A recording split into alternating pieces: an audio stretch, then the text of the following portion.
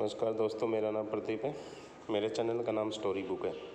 यदि आपको मेरी कहानियाँ पसंद आती हैं तो मेरे चैनल को सब्सक्राइब करें, लाइक करें, शेयर करें ताकि आपको अच्छी अच्छी कहानियाँ मिलती रहें। आज जो हमारी कहानी है वो है चुड़ैल के प्रेम में। शमशेर काका के पास एक लेड़ा गाय थी। वे प्रतिदिन सुबह इन गायों को दूध दुहाकर चराने के लिए निकल पड़ते थे।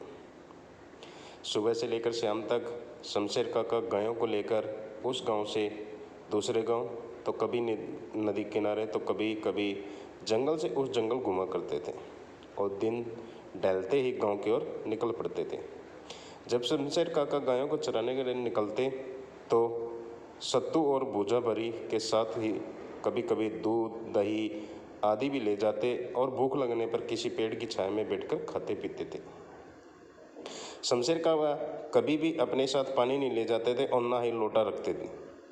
प्यास लगने पर या तो वह नदी का पानी पीते या जंगल, सरेह, गांव से बाहर का खुला खेत आदि भाग जिसमें दूर दूर तक कोई बस्ती आदि न हो आदि में होने पर लाठी से मारकर महूर और आम आदि के पत्ते तोड़कर उन्हें अपने गमछे की ओर एक छोर में बांधते और फिर इस गमछे से दूसरे छोर को अपने साथ सदा के लिए रहने वाली धोती के एक छोर से बांधते तथा फिर किसी कुएं में डालकर पानी निकालते। इस विधि को जोंज कहते हैं। इसमें बहुत अधिक पानी तो नहीं निकलता पर 2-3 बार पानी पीने का अवसर मिल जाता। एक बार की बात है कि शमशेर काका बीमार पड़ गए। अब उनके गाय गोरू को चराने कौन ले जाए। वे बहुत परेशान थे क्योंकि एक दिन भी इन गायों को चराने में देर होने पर यह बोलने लगती थी और खूंटे के पास हगमूत कर इतना चक्कस करती थी कि खूंटे के आसपास की जगह सने गोबर माटी से भर उठती थी और जब तक उन्हें खोला नहीं जाता रंबाती ही रहती। एक दिन बीता, 2 दिन बीते पर शमशेर काका की तबीयत ठीक नहीं हुई। शमशेर काका ने इन 2 दिनों में गायों के आगे पुआल या खांची में भूसा घास आदि डाल देती और पानी आदि दिखा देती, पर गायें प्यास लगने पर भी पानी तो पी लेती पर पुआल आदि खाने का नाम नहीं लेती और बेचैनी से खूंटों के आसपास घुमा करती।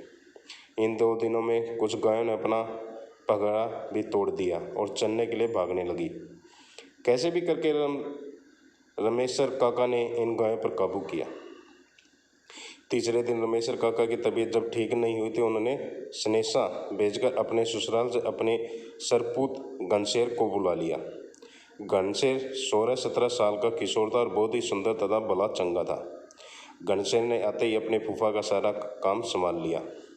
घनशेर बहुत ही समझदार लड़का था। वह प्रतिदिन बिन सरे 3 बजे ही जग जाता और नित्य क्रिया से निपटकर 5 बजे तक पढ़ाई करता और उसके बाद गायों को खोलकर चराने के लिए निकल पड़ता। वह अपने साथ अपनी पुस्तकों को बैठन ले जाता, कभी नहीं भूलता। किसी चरने वाली जगह पर गायों को चरता छोड़कर वह किसी पेड़ आदि की छाया में बैठकर पढ़ाई करता। एक बार की बात है, गायों को चराते चराते घनशेर एक जंगल में दूर तक निकल गया। जंगल बहुत घना था नहीं था पर बहुत सारी झाड़ियों से पटा था। दोपहर का समय था जब घनशेर को भी प्यास ताने लगी। घनशेर गाय को चरता छोड़ जंगल में पानी की तलाश में इधर उधर दौड़ भाग करने लगा। अचानक एक बरगद के पेड़ के नीचे उसे बहुत पुराना कुआं दिखाई दिया। कुआं बहुत ही पुराना था पर उसका जगत हाल में पक्की ईंटें से बंद हुआ गया जान पड़ता था। घनशेर ने अब देर किए बिना जंगल में कुछ झाड़ियों के हरे पत्ते तोड़े और उन्हें अपने गमछे में बांधकर जोंच किया। फिर अपने फूफा की तरह गमछे के एक छोर से में धोती बांधकर उसे कुएं में लटकाया। वह कुएं में पानी का स्तर बहुत नीचे था, जोंच पानी तक नहीं पहुंच पाया। उसने लाख कोशिश की, नए हथकंडे अपनाए, फिर भी पानी तक नहीं पहुंच पाया। अब वह पसीने से तरबतर हो गया। धोती से सर पर के पसीने को पोंछते हुए उस कुएं की जगत पर बैठकर कुछ सोचने लगा। तभी पायल की चमचम की आवाज़ ने उसको सोचने को बाधित कर दिया। उसने पीछे मुड़कर देखा तो कुछ दूर पर हिरन की चाल से अपनी पायलों की छनछनाकार करते हुए चेहरे पर हल्की मुस्कान हुआ गालों पर हल्की लाली लिए एक किशोरी उसकी तरफ बढ़े आ रही थी। वह अवाक मन से उस किशोरी के रूप श्रृंगार के रस का पान करने में लग गया। उस किशोरी में पता नहीं क्या जादू था कि वह ज्यों ज्यों करीब आती जा रही थी। घनशेर उसके सौंदर्य में खोता जा रहा था। पास आकर शरारतीपन से उस किशोरी ने बेझिझक मन से घनश्याम से पूछा, प्यासी लगी है क्या? घनश्याम जो एक टक उस किशोरी की सुंदरता का पान किए जा रहा था, घबरा कर हाँ में सिर हिला दिया। किशोरी आगे बढ़ी और कुएं के जगत पर पहुंचकर अपने दोनों हाथों से अंजलि बनाई और कुएं में झुक गई। घनश्याम अभी उस किशोरी में खो हुआ था। दरअसल उस किशोरी में कुछ तो ऐसा था जो बरबस घनश्याम को मदमस्त करने जा रहा था, उसे अपनी ओर आकर्षित किए जा रहा था।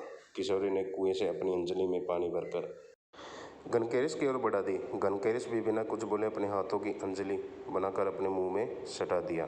किशोरी अपनी अंजलि का पानी घनश्याम के मुंह में उड़ेलना शुरू किया और घनश्याम भी अमृत रूपी जल को पीना शुरू किया। हाँ, यह अलग बात थी कि घनश्याम की अंगली से आधा पानी नीचे गिरे जा रहा था, क्योंकि वह पानी पीने के साथ ही उस किशोरी के चेहरे की आकर्षकता को भी एक टक पिए जा रहा था। ना उस किशोरी की अंजलि का पानी खत्म हो रहा था और ना ही घनश्याम की प्यास बुझने का नाम ले रही थी।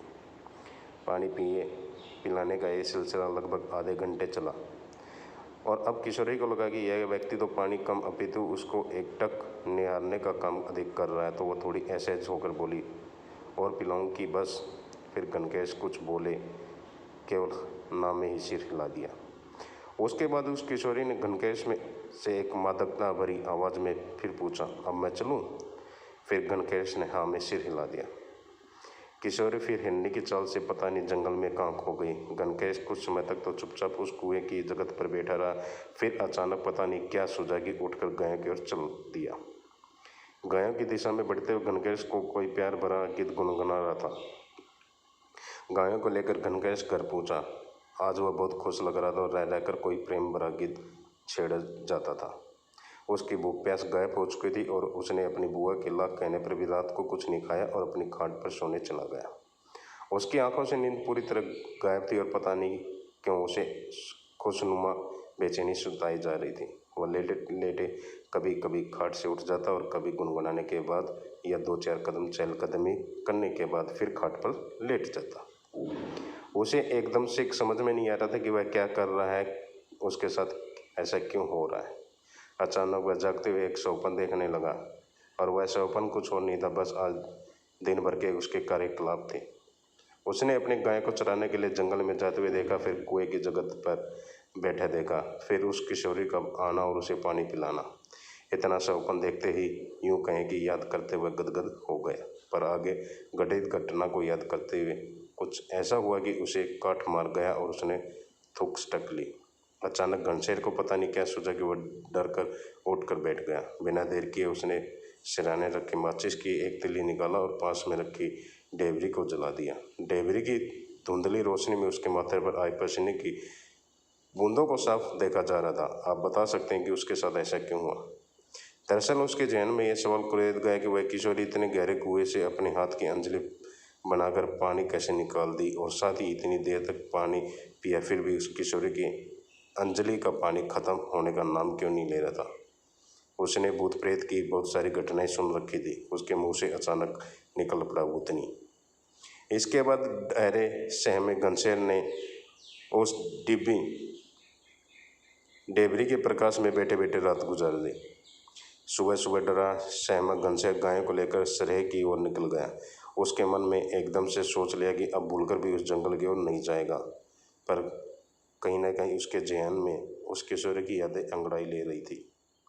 न चाहते हुए भी उस किशोरी का अनुपम सौंदर्यवान चेहरा उसकी आंखों के आगे घूम जाता और अपने आकर्षकता का एहसास करा जाता। सरेह में गायों को चराता छोड़ा हुआ पास में एक सूखी गढ़ी के किनारे एक आम के पेड़ के नीचे बैठकर उस किशोरी के बारे में सोचने लगा। उसे पता नहीं क्यों ऐसा लग रहा था कि वह किशोरी को काफ़ी समय से जानता है, वह उसकी परिचित है। उस किशोरी का सौंदर्यवान पूर्ण चेहरा, शरारती चेहरा याद कर आते ही सहसा सहमा घनश्याम मुस्कुरा देता।